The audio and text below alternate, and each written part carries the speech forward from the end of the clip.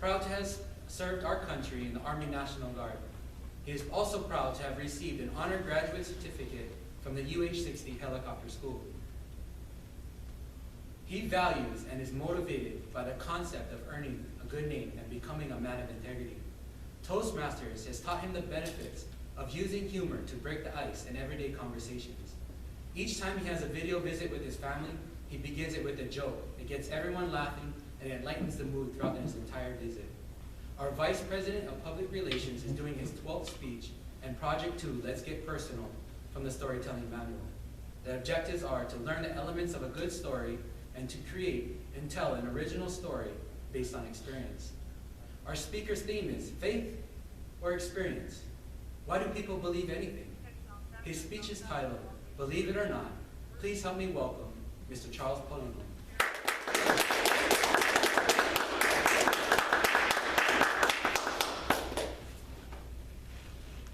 Good morning, ladies and gentlemen, fellow Toastmasters.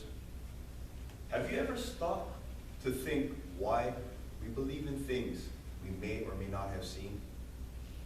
From babies, we're told tales of the fairy godmother, Santa Claus, mermaids, the giant red dog. But as we grow, we learn that not all these tales are true. We may have caught mom taking our tooth from under our pillow, or caught dad climbing out of his Santa outfit. But other tales are much harder to explain, like the miracles in the Bible, dinosaurs, the giants of old, and the supernatural. As for Jesus, we have written accounts from numerous men describing the same events, along with tangible evidence of dinosaur bones and fossils, and just recently, video of a snake believed to be 40 plus feet, weighing in over 2,000 plus pounds. I call that a giant. But to believe in ghosts, spirits, the supernatural, it takes a bit of faith to believe in these things because tangible evidence are extremely rare. And if you're a skeptic, the shows on TV don't really help much because the only thing they show are dark, shadowy figures, glowing particles of dust floating in the air, and noises, which, if you have a little bit of imagination, could really mean anything. If you are a skeptic, the story I'm about to share may change your minds. The year was 1985. My mother, father, and baby sister was moving. I was 6 years old at the time, and yet I can recall this memory like it was just yesterday. We were moving to an area on the Big Island, on the side of the mountains of Waikiki. This area is so beautiful. 75% of this mountain is forestry reserve. It overlooks the entire Hilo town all the way to the Ocean's Bay. The house was set down this long gravel road, a road with no streetlights. I did not like this house. I remember the day we moved in. I would not leave my father's side. I was scared. I was uncomfortable the entire day. It may have been because of the new surroundings, or because the house had a gloomy feeling to it, or because of the fog that rolled in that afternoon. Fog so thick, you could not see the trees just across the street. Later that night, my mother and sister had gone to our aunt's house to play cards. It was just my dad and I in this strange house. My dad was cooking us dinner while I watched TV in the living room.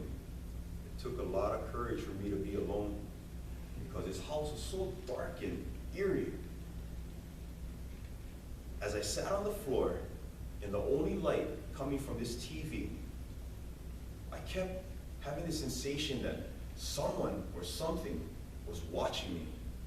I kept turning around and looking, but I would not leave the comfort of that little light because to get to my dad, I'd have to walk down a dark hallway, past the scary bedrooms that were still filled with boxes. So I stayed by the TV.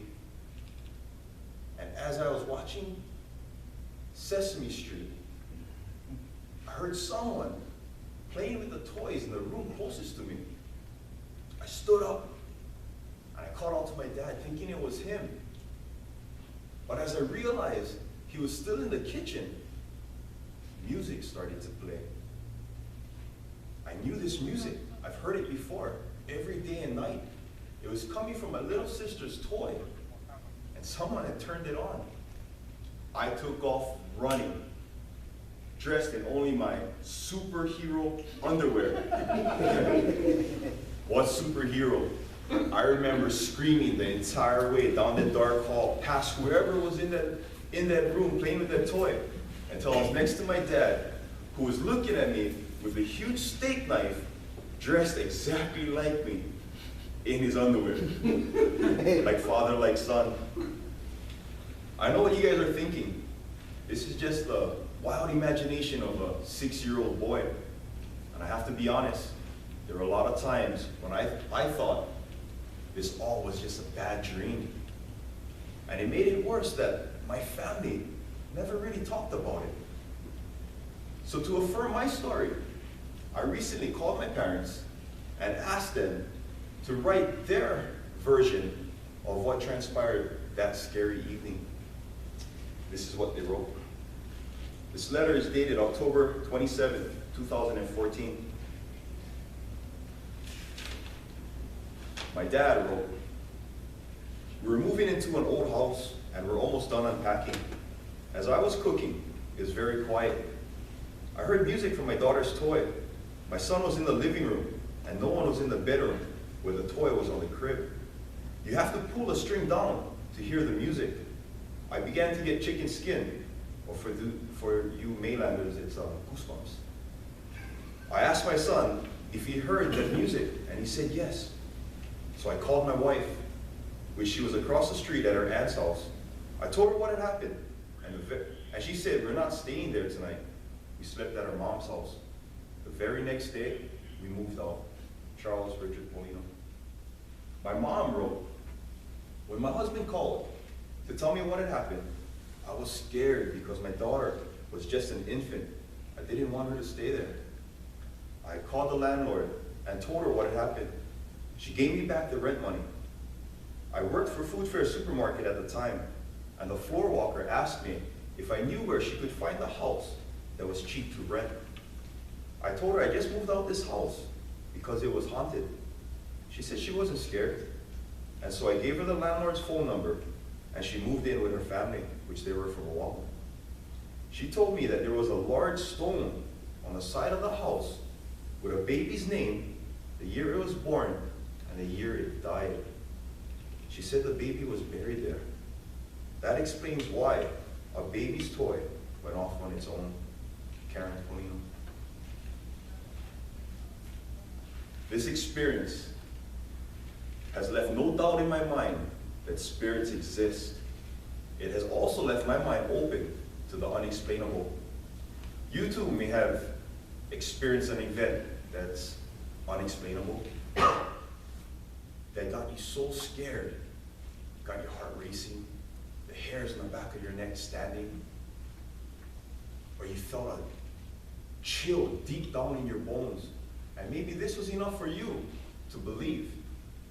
But for others, they may have to go through an experience similar as mine to know that spirits are among us.